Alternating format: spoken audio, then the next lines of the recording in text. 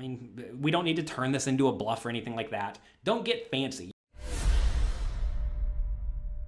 Hello everyone, I am Jonathan Little for PokerNews.com, and today we have a hand from the World Series of Poker main event. It's a pretty important tournament. It was delayed this year because of COVID. It's a bit of a bummer. I cannot wait to hopefully go play next year, although who knows what'll happen. Here we have Ace-6 of Hearts in early position, playing 45,000 chips deep. We started with 50,000 chips, so I've lost a little bit. And with Ace-6 of Hearts, I'm going to be raising this in virtually every scenario, especially if I think the tournament's going to be a little bit soft at all. And the World Series of Poker is usually a little bit soft. I'm typically raising every suited ace from every position, which is, a little bit loose, but I think it's fine.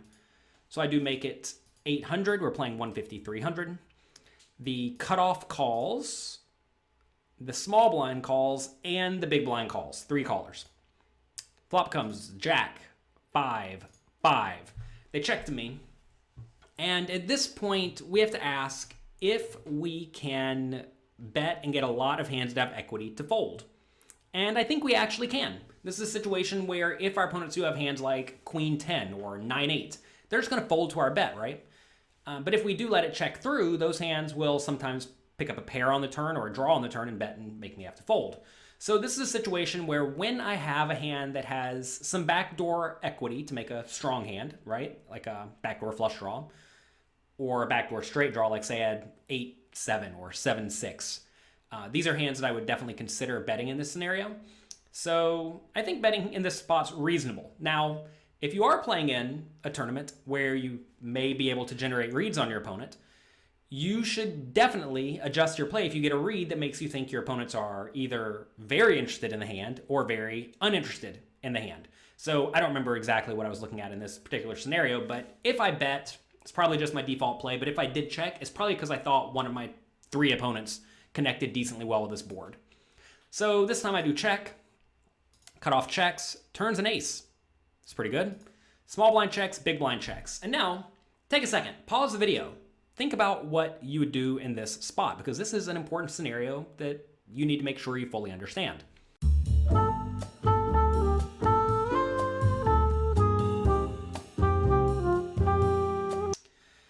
So in this situation, you want to bet again if you're pretty sure your opponents don't have anything. However, it is important to realize that both players in the blinds, if they do have a strong hand, they're just going to check.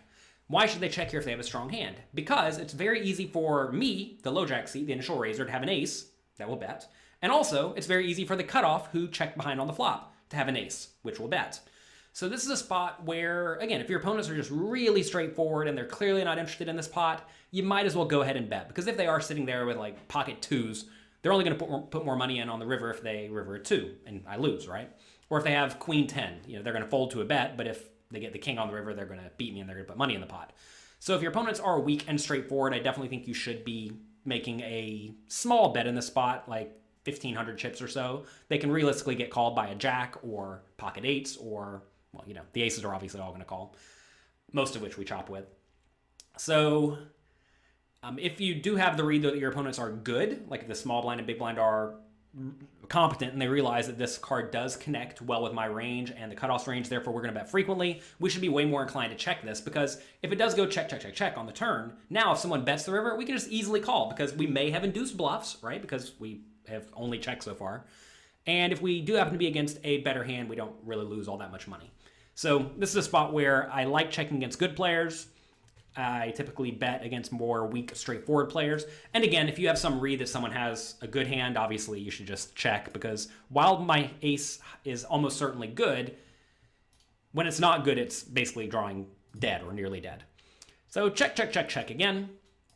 River's a 3. Now the small blind bets 600, and if the big blind folds here, we would definitely call. There's no point in raising because I could be beat, right? I mean, I'm not going to be beat very often, but I certainly could be against ace jack. I could be against a random 5.